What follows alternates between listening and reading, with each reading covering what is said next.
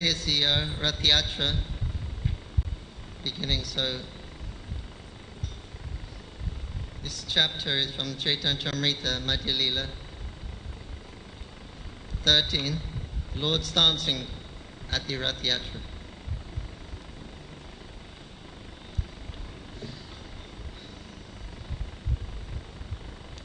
So there's a nice prayer that is from Rupa Goswami's Stavamala.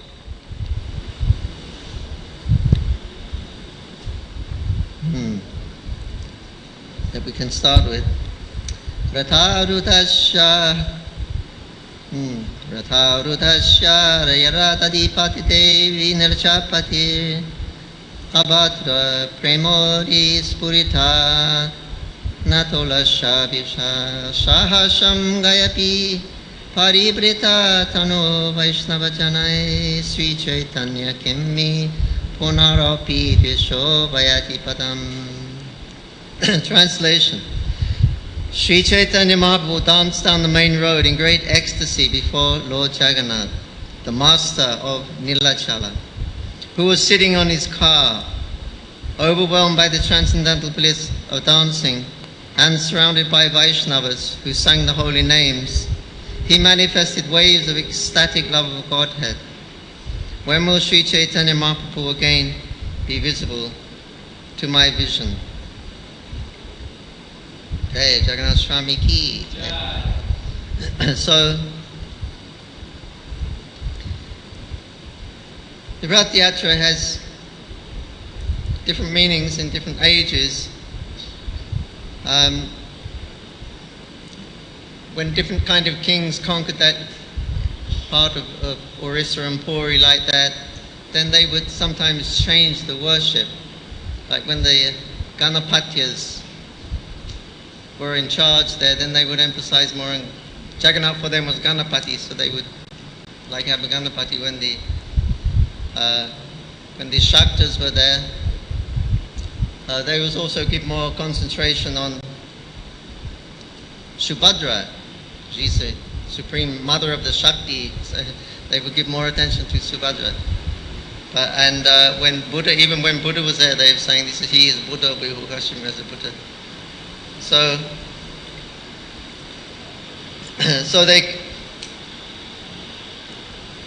the present time and age, the major conception of Jagannath is Jagannath, Balaram and Subhadra in Vrindavan, the two brothers and the sister.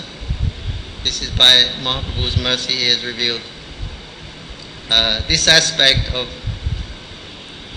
Krishna in Vrindavan. Otherwise it wasn't very much known. You see, in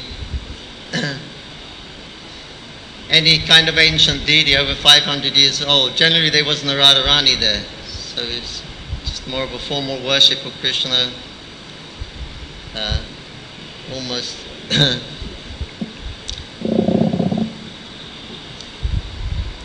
yeah, so it was a reverential mood of worship of Krishna alone. But only since Chaitanya Mahaprabhu propagated the Krishna in Vrindavan and the special prerogatives of devotional service that the devotees have of their choice to serving Krishna as friend, as mother, as a lover. So this is what is mainly accepted now in the academic world. When we speak of Jagannath, Rath Yatra and Krishna and Balaram and Subhadra, it's there. They're there in Vrindavan. They're going in Vrindavan. So Mahaprabhu was pointing this out in his Rath Yatra. This incarnation of Chaitanya Mahaprabhu is so magnanimous. We know he is magnanimous, Mahapadanaya. But if he had not come himself, he wanted to understand Radha Krishna. So this is the reason of his advent.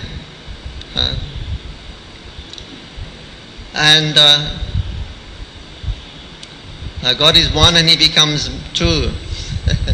So that is Radha Krishna. Again he becomes one. That is Chaitanya Mahaprabhu. So again he becomes one. So now in this one, as Chaitanya Mahaprabhu, he's revealing what is Radha and Krishna. He's tasting he's tasting what his devotees, specifically Srimati Radharani, is experiencing in their loving relationship. So he wants to experience that because he can't experience it, because he's the object of all the devotion. But he wants to experience the bhakti that his devotees have for him. So Chaitanya Mahaprabhu assumed the role of Srimati Radharani and the complexion, and he was relishing that. Simultaneously, he was teaching everyone else the whole process of worship of Radha and Krishna and the essence of it. Otherwise, it's very, very confidential. But Mahaprabhu always actually revealed it. As I say, even 500 years ago, there wasn't much mention of Srimati Radharani. All those deities, even the Jagannath Mishra's household deity Gopal in Belpakor, he's standing there all alone. We're thinking, where is Radharani? She's not there. Of course, that's a little bit different because it's Sachimata's ancestral deity. She was worshipping that deity along with Nilamba Chakravarti Thakur, her father. But she has Vatsala Ras with Krishna, so it wouldn't maybe be proper anyway to have Radharani there. So anyway, he's there alone. But most of those other deities you see, Govindaji, all the main deities, Govindaji, Gopinath, and first it was just Krishna, later on they had Radharani coming. So this is what we owe to Chaitanya Mahaprabhu. He's revealed Golok and the essence of Golok, which would otherwise would always been remaining a mystery. So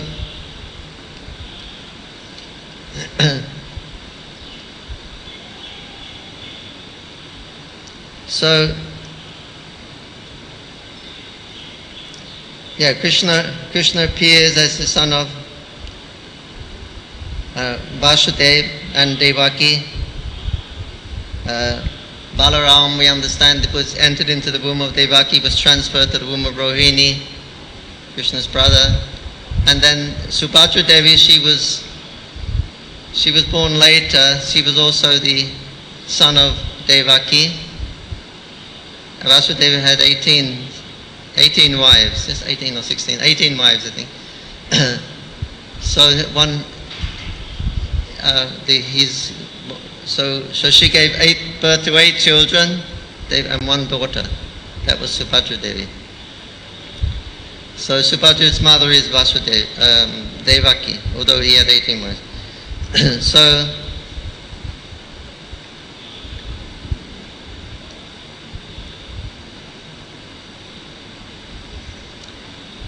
we found her birthday the other day. We're still researching to see if it's a bona fide statement, but it's in Kartik month, just a couple of days after Govardhan Puja, or a couple of days before.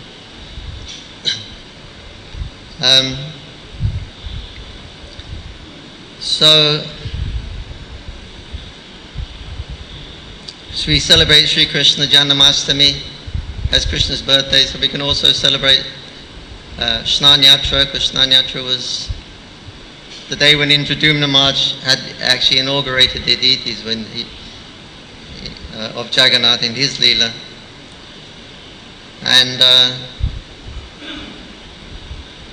so we can celebrate at different birthdays. We can have more than one Abhishekam because they're appearing in different times. Balaram Jayanti is that. But Snan Yatra, we bathe them all together because it's considered their birthday, their parents' day. So,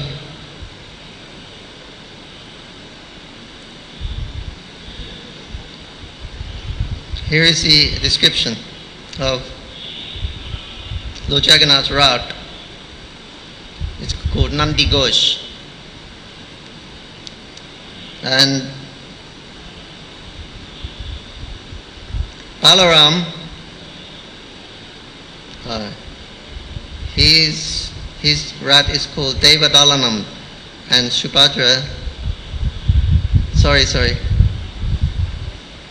Balaram is Taladvaja. He has a palm tree on the flag.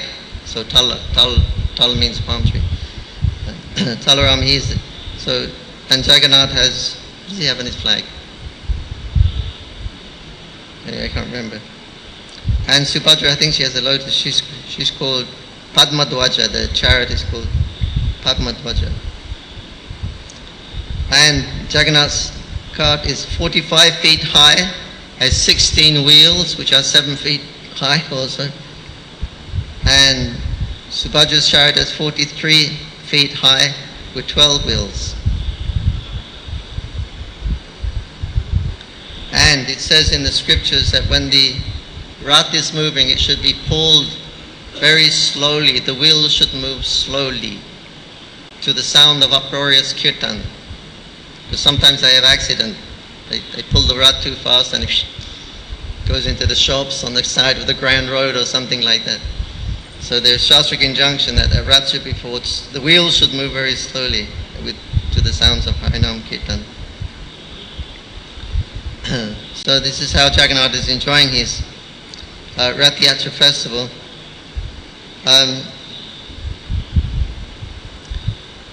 There was a king, Purushottama.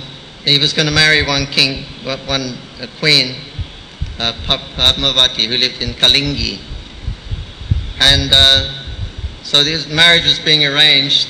And when the king of Kalingi heard that this king of Puri, he takes a broom and he sweeps the floor. He said, I'm going to marry my daughter princess to a sweeper. Tell him his marriage is cancelled. So when he got the message, King Purushottam was, because he was a Katra, he was hurt, he was like fire, he was so angry. Bill, let's go out and chastise him. Immediately he called his army, he didn't wait for a moment. Rode out to Kalingi. And got completely defeated. Had to return back. So he said, what happened? Why we didn't win? The minister said, well, you didn't even bother to see Jagannath. You left so quickly, you didn't ask for Jagannath's help. He said, oh really? We forgot about that. Okay. So again he went back and they asked for Jagannath, please help us fight against this king Kalindi. So again he got his army together and again they marched. This time Jagannath and Balaram also went ahead. They were riding on horses. And they were halfway. They were really thirsty. They saw one little lady selling chach, yogurt or drink or something, yogurt or milk, chach.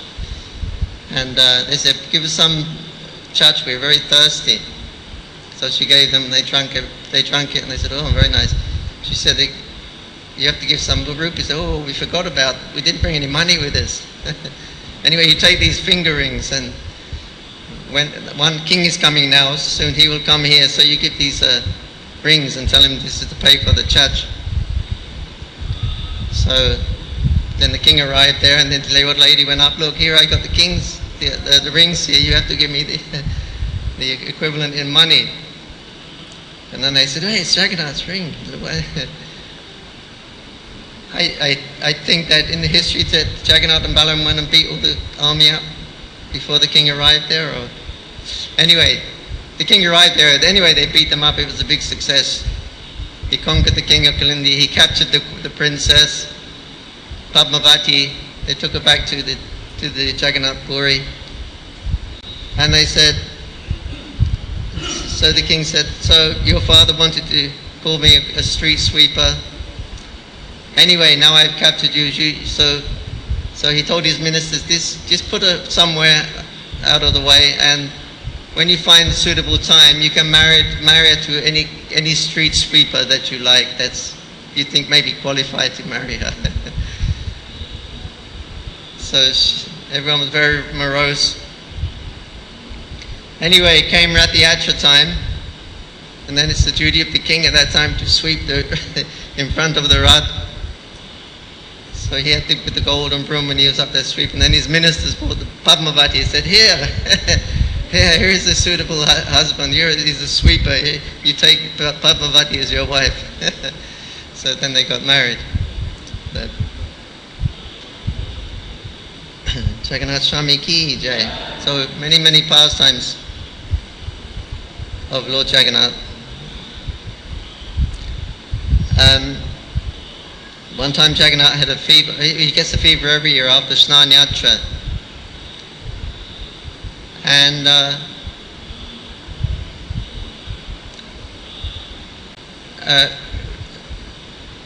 there's one doctor, he's a friend of Radhanath Maharaj in Bombay, Dr. Allawal, very, very pious man. And so Radhanath Maharaj introduced him. He was in Puri, so he introduced him to the Pandas. And he said, Dr. Alwar is a very nice physician, very famous physician.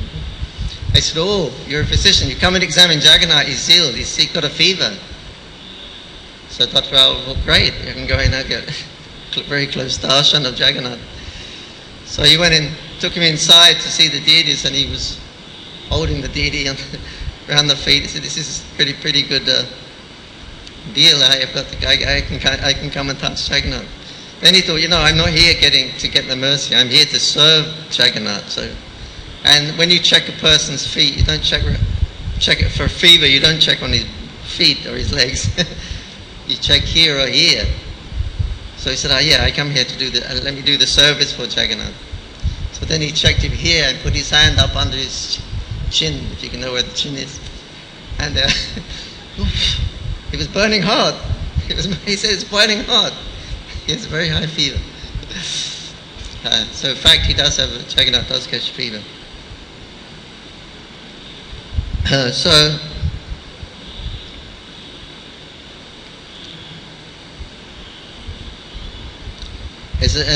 There was another devotee. His name is Kama Pandradas. Actually, many leelas in Jagannath Puri with this devotee. And he was one of the pujaris, so the puja was late one day, so the head pujari went to his house. He said, why you haven't come? The puja's getting very late, everything. And he saw that this Jagat Bandhu, he was making his breakfast. He'd woken up and he was making his breakfast, but because he was late, he had a toothbrush, and toothstick, and he was cleaning his teeth with one hand, and he was making his khichdi with the other. His breakfast, he used to take some khichdi, so he's making breakfast with stirring it on the stove, and simultaneously he was cleaning his teeth. So then the head pujari said, hey, what are you doing? He said, you can't do that. You're going to offer that to your deity of Jagannath. And it's muchi. You got one hand, you're cleaning your teeth, and then you're going to offer the khichdi to your deity, or your picture of Jagannath, whoever he had. So he said, okay, I won't do it. I won't offer it. I'll come immediately. So then he rushed off to do the puja. So they have a system in Jagannath Puri when making bhog offerings, they put water in their hand, and they look in the hand to see the reflection of Jagannath in the water. If they don't see the reflection, then they don't offer it. They said, no, Jagannath doesn't want to accept it. It's happened about maybe 10 years ago or something like that. The pujari said, no, we're not accepting. We'll take everything out and bury it, and that's a lot of prasadam. They make rice. Mounds and mounds of rice they're offering to Jagannath. They take it out and bury it. So the pujari said, Jagannath's not accepting, there's no picture in the water. So they took it all out and buried it. When they were throwing out all the rice in the basket, they saw a big fish bone was in there like that. So Jagannath understood. Jagannath Swami ki jai.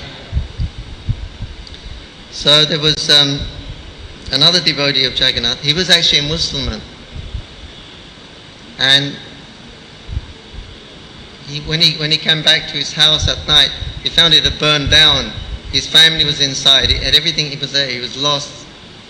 He had nothing. So he was lamenting, I've lost everything. I have nothing. So he said, tonight I will commit suicide. Otherwise. So then Jagannath appeared in his dream and said, no need to commit suicide. He said, I want you to do some service for me. You can make some sweets. He said, oh, I don't know how to make sweets. He said, anyway, you go and get ask for some job in the sweet shop. So he went to the sweet shop, and the sweet shop, our man just left, we need a new helper, so you can help. So he was helping and doing things and being trained in the sweet shop. And then Jagannath appeared. He said, I want you to make this sweet for me in his dream. You get some moida and you make a moida or atta, and you roll it out and you fold it over and you roll it out and you keep rolling and folding it. And then you fry it and put it in sugar water. It's called Jiva Gaja. Jiva, like the tongue. It looked like, Jagannath famous prasadam. So Jagannath told him, and then he started to make those things. And then he perfected the art, he got them down.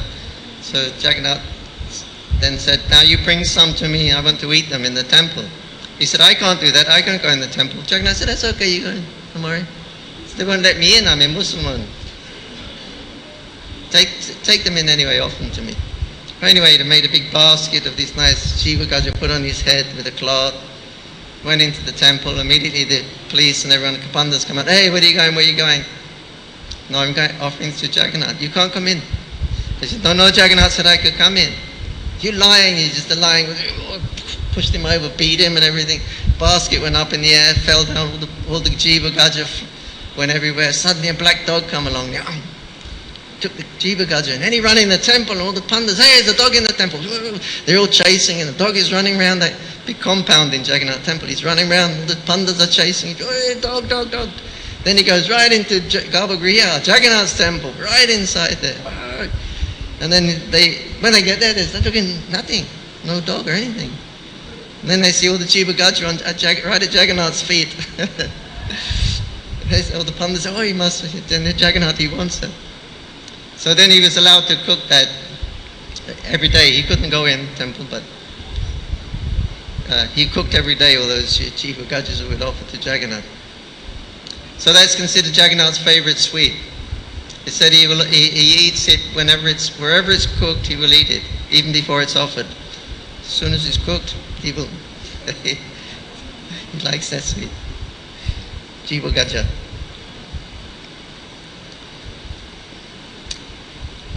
Jagannath Mahaprasad ki jai. You worship Lord Jagannath by honoring Mahaprasadam.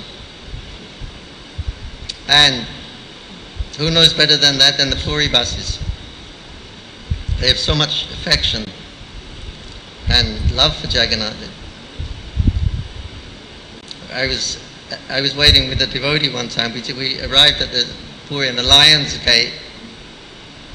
And I said to the Panda, can you get some prasadam? So I gave him some money. He went to get prasadam.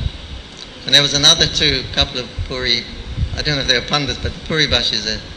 They were looking at us and they were making some fun. Like I said, they were saying malechas and things like that. They were kind of, anyway, I think they were saying, it appears like that was a kind of mood. They're just malechas, they're coming there. So then the Panda came out with the Mahaprasadam. So immediately I took some and I immediately went straight over to those guys. Mahaprasad, they went, even I had eaten it. And the same one, and another went out and I said, Mahaprasad, they immediately went like that. So beyond all rules and regulations, Jagannath, the Mahaprasad transcends everything.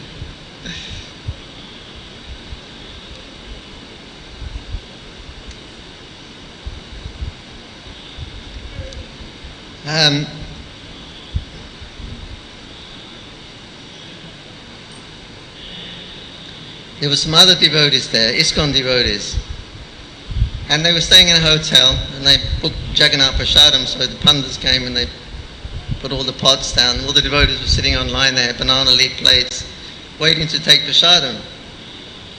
And then they were waiting and the Prasad come and the Pandas and everything. There was an argument going on and everyone was waiting. Hey, what's happening? We're starving, hungry. Come on, hurry up, bring the Prasadam. And so the Pandas generally they serve when they want to serve. And the Pandit said, we're not serving it. I said, why not? He said, you got some food on your plate. I said, what food is that? Look, you got food on your plate. No, this is Mahaprasad from Radha and Krishna in the Bhakti Bhavan, the ISKCON temple. They got some Radha, what's the name of the deity? Damodar? No. Anyway, Radha Krishna Mahaprasad from ISKCON temple. And devotee went there and he put a little bit on every plate. But when the Pandit saw that, said, no, there's food on the plate. They said, it's Mahaprasad. It is not Mahaprasad. There is only one Prasad in Puri. That's Jagannath's Prasad. We will not put, when there's another food there, we will not. This is the chastity they have for Lord Jagannath. Of course, there's one prediction that some devotees steal the deity. They kidnap Jagannath, the foreign devotees, somehow or another they kidnap Jagannath and put a duplicate there. And then the Pandits find out and the battle takes place on the train, where Jagannath was on the train. The battle takes place and then the carriage separates from the train where Jagannath is. And so the Pandits catch Jagannath again. They capture him. But they don't take him back to Puri. He stays there. It's in Katha, the area there somewhere. They know where it is exactly. They built a temple. Finished now. They've been building for over 100 years. Beautiful temple, and they're just waiting for the incident to happen because they believe those predictions. They have a book on predictions, and they all come true. So they're waiting in that temple. When Jagannath comes, he does, somehow or another he doesn't want to go back to his temple.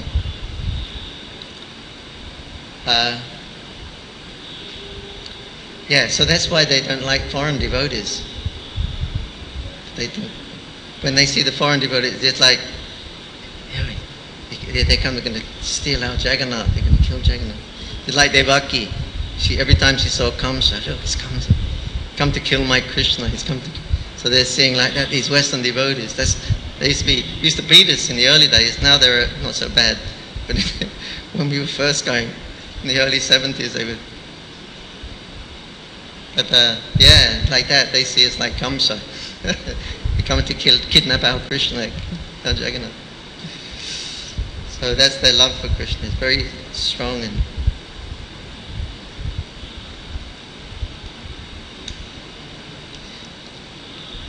Anyway, we can read something because it's in Mahaprabhu's dancing and chanting and speaking to Jagannath here.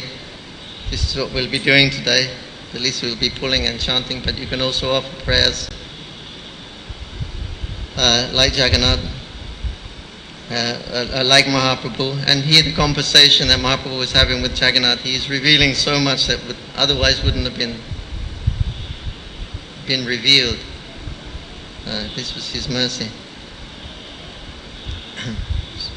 So Mahaprabhu was there dancing, and he made different kirtan groups, and then he divided up into 7 different groups with so many mridangas, I think 4 mridangas, different Katha players, lead dancers, and then he would expand himself into 7 Mahaprabhus and be with each party, and then sometimes he would bring them all together and he would dance in the middle. They would form circles around him, and he would offer his prayers to Lord Jagannath. Namo Brahmanaya Devaya Go Brahmantayo Cha Jagadithaya Krishnaya Govindaya Namo Jayati Jayati Devi Deknadam. Oh, these nice praises of him. Naham Virchona Pati Navaisha. I'm not a Brahmana Kachya Vaisha Shudra, not a Brahmacharya. And this is right before Krishna, right before Jagannath. It's a nice prayer we should offer. I identify myself only as servant of the servant of the servant. And we can offer these nice prayers and pull Jagannath.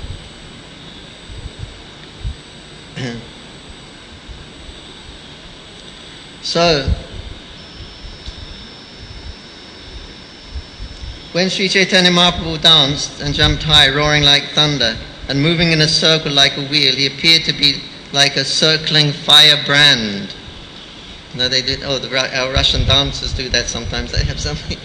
They turn it around and around. It looks like a complete circle. It's fire, is it, or maybe a light or something. Those dancers. So Mahaprabhu was like that. He's dancing. You couldn't see which. He looked like it was a continuous circle. He was like a firebrand.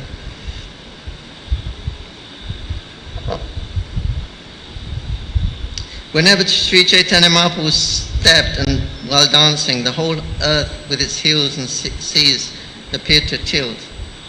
When Chaitanya Mahaprabhu danced, he displayed various blissful transcendental changes of body. Sometimes he appeared as though stunned. Sometimes the hairs on his body stood on end. Sometimes he perspired, cried, trembled, and changed color. And sometimes he exhibited symptoms of helplessness, pride, exuberance, and humility. When Sri Chaitanya Mahaprabhu fell down with a crash while dancing, he would roll on the ground. At such time it appears that a golden mountain was rolling on the ground. Nityananda Prabhu would stretch out his 2 hands to try to catch the Lord when he was running here and there.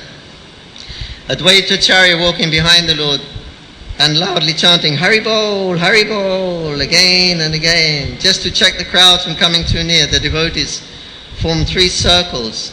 The first circle was guided by Nityananda Prabhu with Balaram himself, the possessor of great strength. All the devotees headed by Kasiraj and Govinda linked hands and formed the second circle around the Lord. Maharaj Prataparudra and his personal assistants formed the 3rd circle around the 2 inner circles, just to check the crowds from coming too near. With his hands on the shoulders of Hari Chandan, King Prataparudra could see Lord Chaitanya Mahaprabhu dancing, and the king felt great ecstasy. While the king beheld the dancing, Srivas Thakur, standing in front of him, became ecstatic as he saw the dancing of Lord Chaitanya Mahaprabhu. Seeing Srivas Thakur standing before King Hari Chandan, he touched Srivas with his hand and requested him to step aside. Absorbed in watching Sri Chaitanya Mahaprabhu dance, Srivas Thakur could not understand why he was being touched and pushed. After he was pushed again and again, he became angry. Srivas Thakur slapped Hari Chandan to stop him from pushing him. In turn, this made Hari Chandan very angry. As the angry Hari Chandan was about to speak to Srivas Thakur, Prataparudra Maharaj personally stopped him. King Prataparudra said, "You are very fortunate, for you have been graced by the touch of Srivas Thakur. I am not so fortunate. You should feel obliged to him." Everyone was astonished by the dancing of Sri Chaitanya Mahaprabhu, and even Lord Jagannath became extremely happy to see him. The carts came to a complete standstill, and remaining immobile while Lord Jagannath, with unblinking eyes, watched the dancing of Sri Chaitanya Mahaprabhu. The goddess of fortune Subhadra and Lord Balaram both felt great happiness and ecstasy within their hearts. Indeed, they were seen smiling at the dancers. When Sri Chaitanya Mahaprabhu danced and jumped high, 8 wonderful transformations, indicative of divine ecstasy, were seen in his body. All these symptoms were visible simultaneously. His skin erupted with goose pimples, and the hairs on his body stood on end. His body resembled the shrimuli tree, the cotton tree, all covered with thorns. Indeed, the people became afraid just to see his teeth chatter, and they even thought that his teeth may fall out. Chaitanya Mahaprabhu's whole body flowed with perspiration, and at the same time oozed blood. He made sounds like Jagga Gagga, Jagga Gagga, in a voice choked with ecstasy. Tears came forcibly from his eyes of the Lord, as if from a syringe, and the people surrounding him became wet. Everyone saw the complexion of his body change from white to pink, so that his luster resembled that of a malika flower. Sometimes he appeared stunned, sometimes he rolled on the ground. Indeed, sometimes his legs and hand became as hard as dry wood, and he did not move. When the Lord fell to the ground, sometimes his breathing almost stopped. When the devotees saw this, their lives also became very feeble. Water flowed from his eyes and sometimes through his nostrils, and foam fell from his mouth. These flowings appeared to be torrents of nectar descending from the moon. The foam that fell from the mouth of Sri Chaitanya Mahaprabhu was taken and drunk by Subhananda because he was very fortunate and expert in relishing the mellows of ecstatic love of Krishna. After Sri Chaitanya Mahaprabhu performed his devastating dance for some time, his mind entered into a mood of ecstatic love. After abandoning the dancing, the Lord ordered Swarup Damodar to sing. Understanding his mind, Swarup Damodar began to sing as follows. Now I have gained the Lord of my life, in the absence of whom I was being burned by Cupid and was withering away. When this refrain was loudly sung by Swarup Damodar, Sri Chaitanya Mahaprabhu again began rhythmically dancing in transcendental bliss.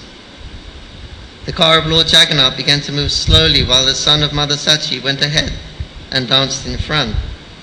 While dancing and singing, all the devotees in front of Lord Jagannath kept their eyes on him. Chaitanya Mahaprabhu then went to the end of the procession with the Sankirtan performers, his eyes and mind fully absorbed in Lord Jagannath. Chaitanya Mahaprabhu began to play a drama of the song with his 2 arms. When Chaitanya Mahaprabhu was dramatically enacting the song, he would sometimes fall behind in the procession. At such times, Lord Jagannath would come to a standstill. When Chaitanya Mahaprabhu went forward, Lord Jagannath's car would slowly start again. And thus it was a sort of competition between Chaitanya Mahaprabhu and Lord Jagannath in seeing who would lead. But Chaitanya Mahaprabhu was so strong, he made Lord Jagannath wait in his car. While Sri Chaitanya Mahaprabhu was dancing, his ecstasy changed. Raising his two arms, he began to recite the following verse in a loud voice. That very personality who stole away my heart during my youth is now again my master. These are the same moonlight nights of the month of Chaitra. The same fragrance of malati flowers is there, and the same sweet breezes are blowing from the Kadamba forest.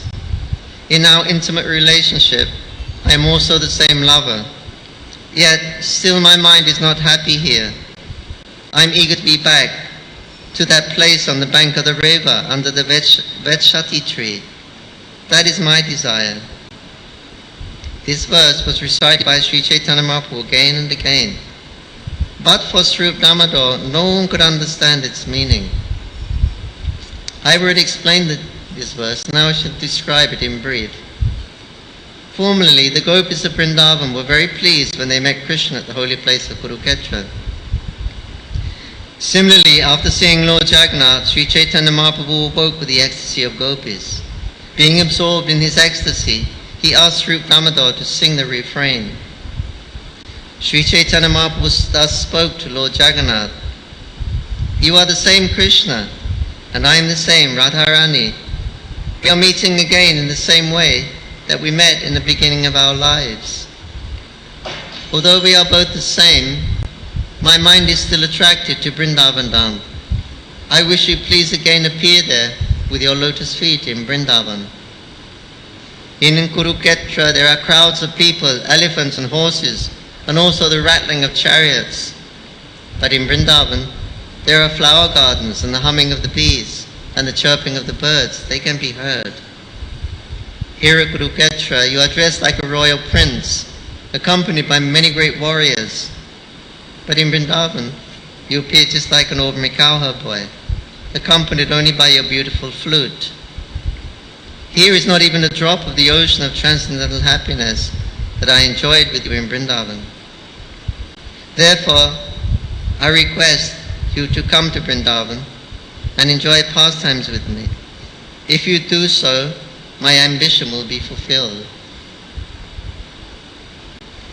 In that ecstatic mood, Sri Chaitanya Mahaprabhu recited many other verses, but people in general could not understand their meaning. So this is the meaning of bringing Rath Yatra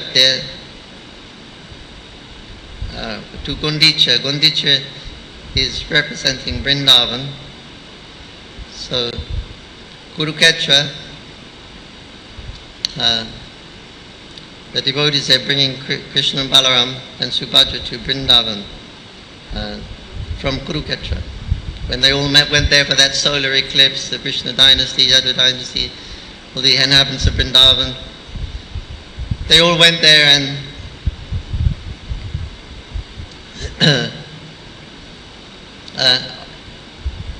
actually they went there to see Krishna. The solar eclipse was something secondary, but on the plea, with the excuse of the solar eclipse, they all went to see Krishna. And now they met Krishna in a secret place, the gopis, and they were expressing their desires. You please come back to Vrindavan. We want to see you there. But Krishna, how he can go, because he's got his 16,000 queens with him also, and his armies and his infantry and chariots. So how can Krishna go there?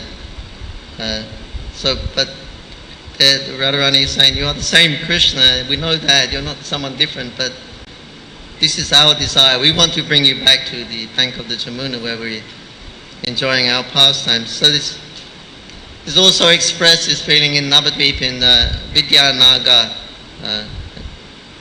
Vidyanagar is Koladvip? Anyway, Vidya Vachaspati. house, Lord Chaitanya Mahaprabhu took sannyas, he left, and he came back to Navadvip. And he stayed at Vityashpati's house, and he come up on the roof to give his darshan, and everybody, Mahaprabhu was back, he's back after taking sannyas. Millions of people came flocking towards Mahaprabhu to get that darshan of Mahaprabhu, who appeared on the roof to give everyone his darshan as a sannyasi. So in the Navadip Bhavataranga Bhaktivinoda Thakur is expressing this same mood there, that he's saying, when will I see that king of the sannyasis on the house of Vidyaspati's house, rooftop? And he said, now I see you are dressed as a sannyasi.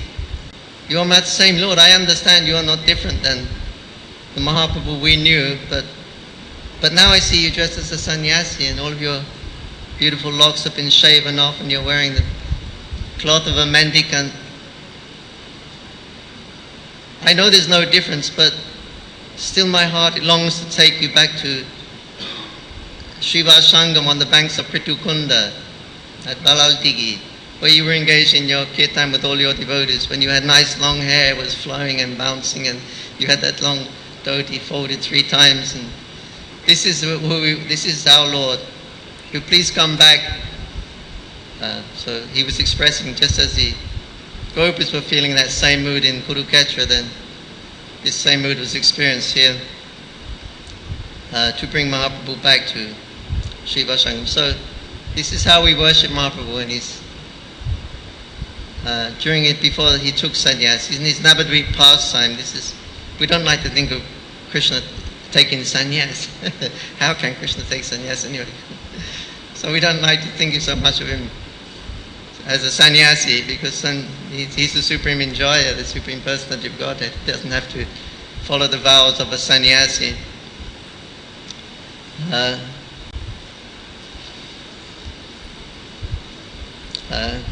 Even Nityananda, when Mahaprabhu ordered Nityananda, he said, you don't have to become a mendicant. You're like a sannyasi. He was like a sannyasi. Mahaprabhu said, you go back to Navadvip, but you get married, and it's not necessary for you to become form austerities or anything like that. So this is the form that we worship as Mahaprabhu in Navadvip Leela, when he was absorbed in the pastimes with his devotees.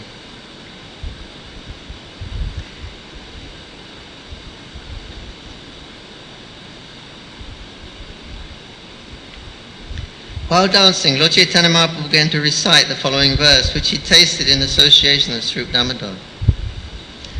The Gopis spoke thus: Dear Lord, whose navel is like a lotus flower, your lotus feet are the only shelter for those who have fallen into the deep well of material existence. Your lotus feet are worshipped and meditated upon by great mystic yogis and highly learned philosophers.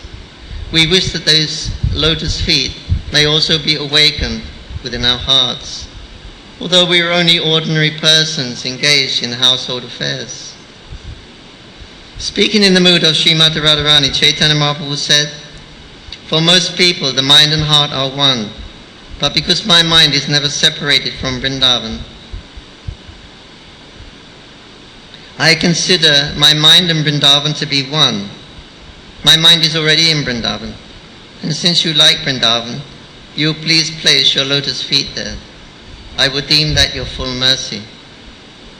My dear Lord, kindly hear my true submission. My home is Vrindavan, and I wish your association there.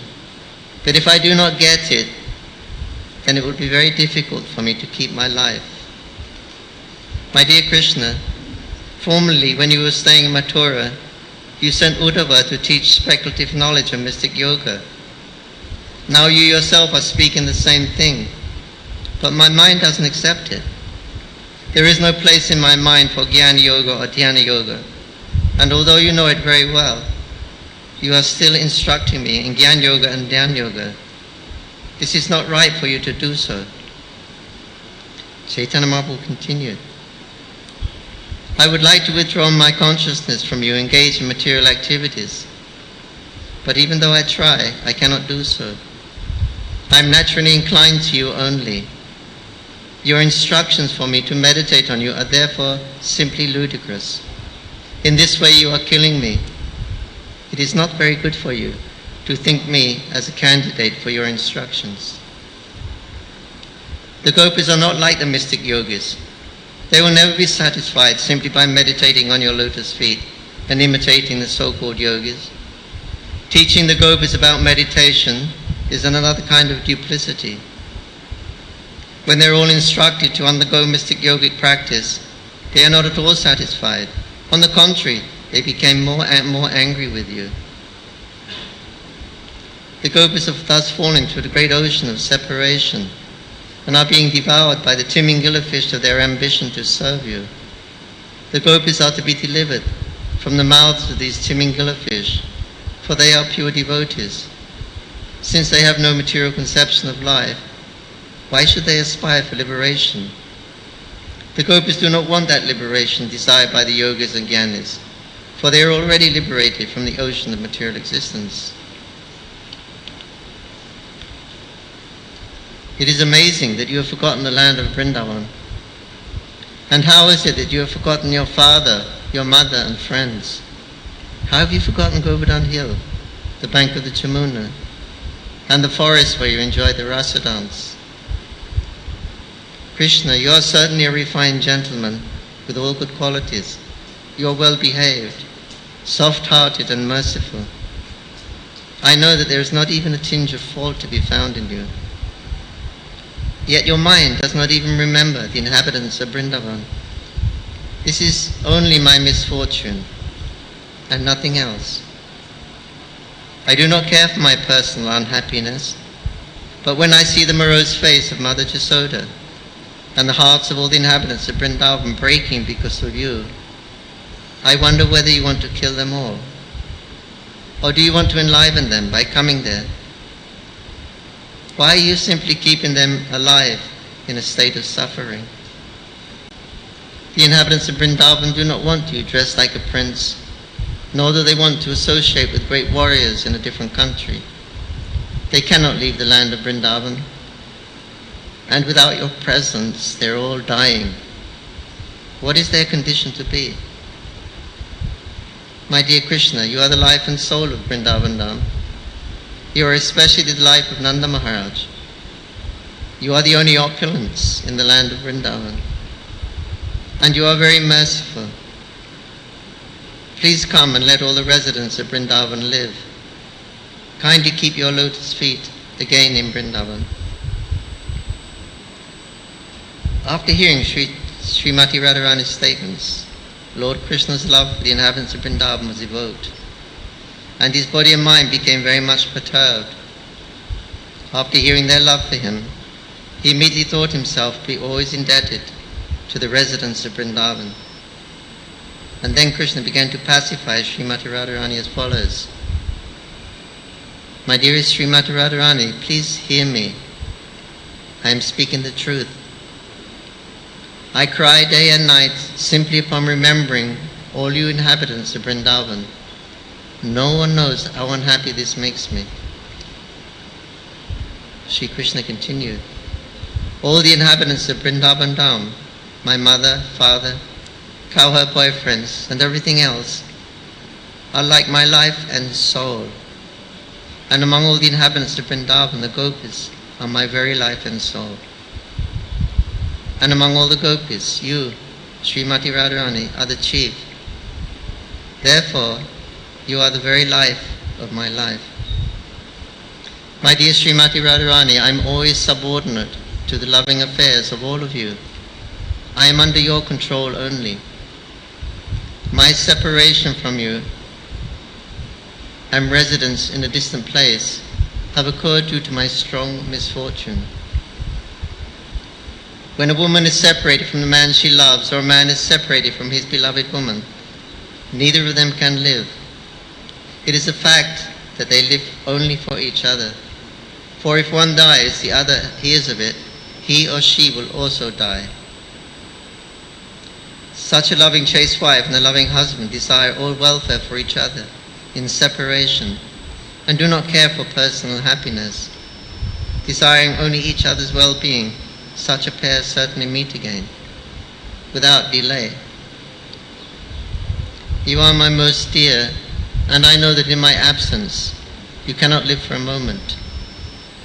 Just to keep you living, I worship Lord Narayana, and by his merciful potency, I come to Vrindavan every day to enjoy pastimes with you. And then I return to Dwarkadam, and thus you can always feel my presence there in Vrindavan. Our love affair is more powerful because of my good fortune in receiving the grace of Narayana's. This allows me to come there unseen by others. I hope that very soon I will be visible to everyone.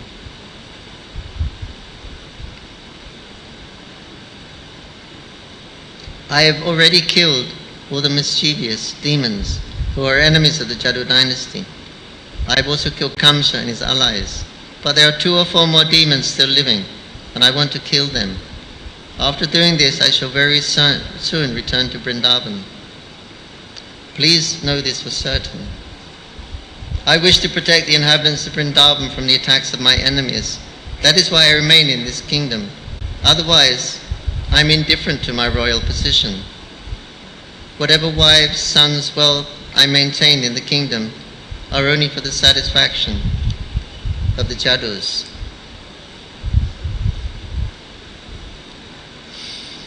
Your loving qualities always attract me to Vrindavan. Indeed, they will bring me back within 10 or 20 days, and when I return I shall enjoy with you both day and night, with you and all the inhabitants and the damsels of Brajabhumi. While speaking to Srimati Radharani, Krishna became very anxious to return to Vrindavan.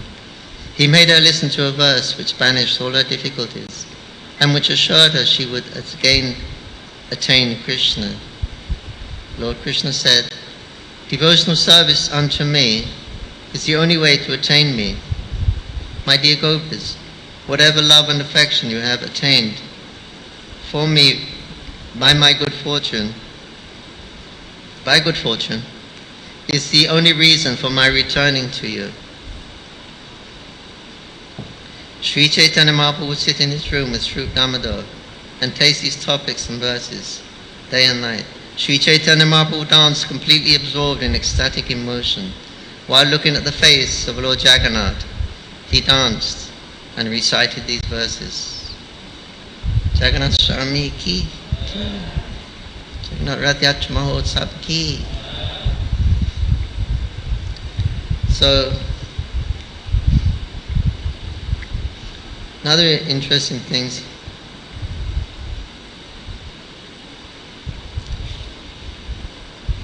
Here is that Krishna is saying, I wish to protect the inhabitants of Vrindavan from the attacks of my enemies. That is why I remain in my kingdom when he's in Dwarka. Otherwise I am indifferent to my royal position. Whatever wives, sons and wealth I maintain in his kingdom are only for the satisfaction of the Jadus. So although Krishna is there with the Jadu dynasty, he's not there for his pleasure. He's there simply to give pleasure to the Jadu dynasty. They want to. He's their relative. He's their cousin. And naturally they all love him. He's so great. So they want. He said the only reason I'm there in Dwarkapuri is to give the inhabitants of the Jadu dynasty some happiness, because naturally they want to be with me. So this is showing how Krishna's real happiness is in Vrindavan. His greatest happiness is in Vrindavan. Therefore he never leaves Vrindavan. He also mentions the same thing to Nanda Maharaj. When Krishna went to Mathura, then he was supposed to go back with Nanda Maharaj, but he said, I cannot go back at the moment because my mother and father, Devaki and Vasudev, they want to give me some education and they want to send me to school and things like that. So I cannot come right now, but I will come back soon. But the only reason I'm actually staying here in Mathura is to give my parents and others some satisfaction, because naturally I'm their son. They want to spend time with me. So there also Krishna was admitting to Nanda Maharaj that he's not there for his satisfaction. Krishna's happiness is in Vrindavan. That's why he never takes one footstep outside of Vrindavan. Whenever he does go out of Vrindavan, it's for the satisfaction of his devotees who want to serve him. They want to serve him as a great king, a great Kshatriya there. Or the unlimited expansions of the Lord. People want to serve him. They have a particular taste in it. So it's for his devotees' pleasure that Krishna expands. But for Krishna's pleasure, is in Vrindavan. He never takes a footstep out. So this is the Krishna that Chaitanya Mahaprabhu is revealing to us. This is the Krishna who we are ultimately worshipping. And our emotional state, we try to follow in the footsteps that Chaitanya Mahaprabhu is showing us. He is our hero, he is our leader, our master.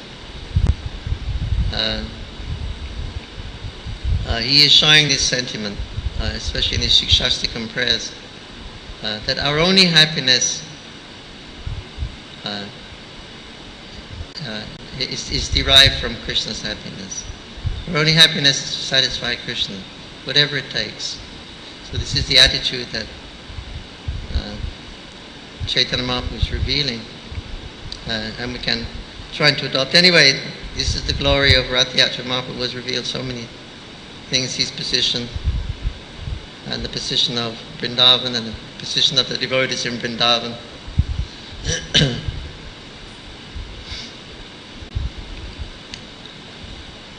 Okay. Jai Shri Rath Yatra Mahotsav ki jai, Shri Prabhupada ki jai, Shambheda Bhakta Vrinda ki jai, Nitai Gaur Premanandi. Hare Krishna, thank you. Amen. Hare Krishna.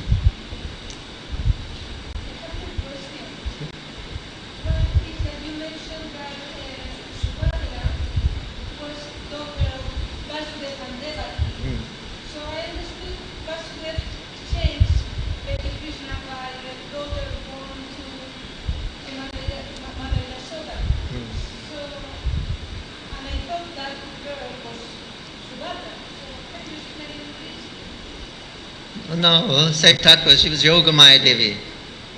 Subhadra is also the internal potency. They're both internal potency.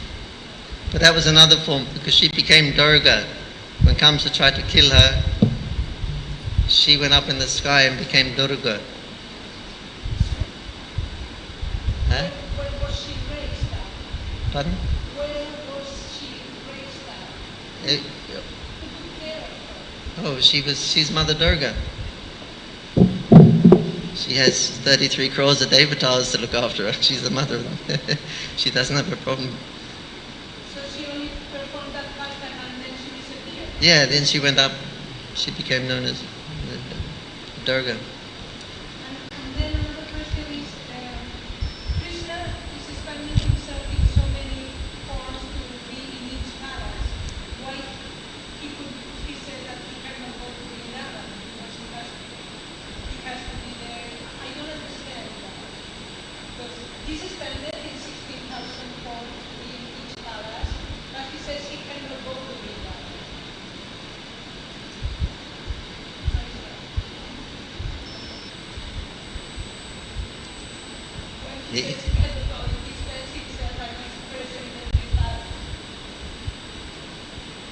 No, he can't leave his wife and go.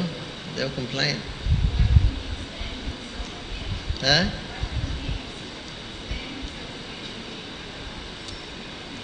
A duplicate. He has so many expansions.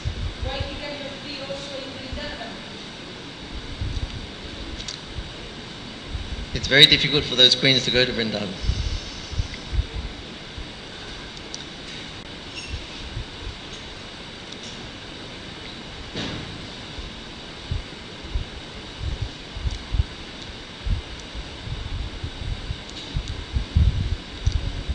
Why would he want to take his queens to Vrindavan anyway? If he can mystically assume another form, why would he take his wife with him?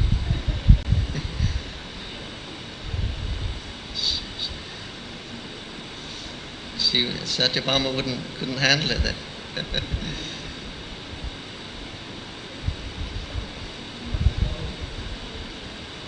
Yes. I can direct her if she wants to get answers to these questions. She can read Darshana Darshana Vishwanath Chakravarti when after kills the last demon. Dantavakra. Dantavakra, Vidurata. Vidurata.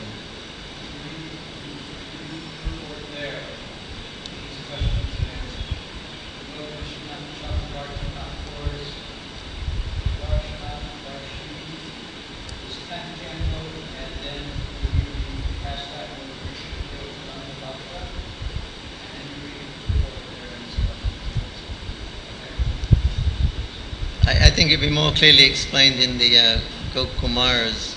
Oh, what was that? Prihapagutamrita, is it? Or Rupa Goswami's book. Anyway, some of those places. Okay. Rath Yatra is 1 o'clock or 1:30. It'll probably be about 2:30. Vrindavan Jabo, Vrindavan Jabo, Vrindavan Jabo. Pull you back to Vrindavan as we come. Yeah. For my poem, Vrindavan, no difference. An easy separation, then a band of separation. Yeah, Hare Krishna.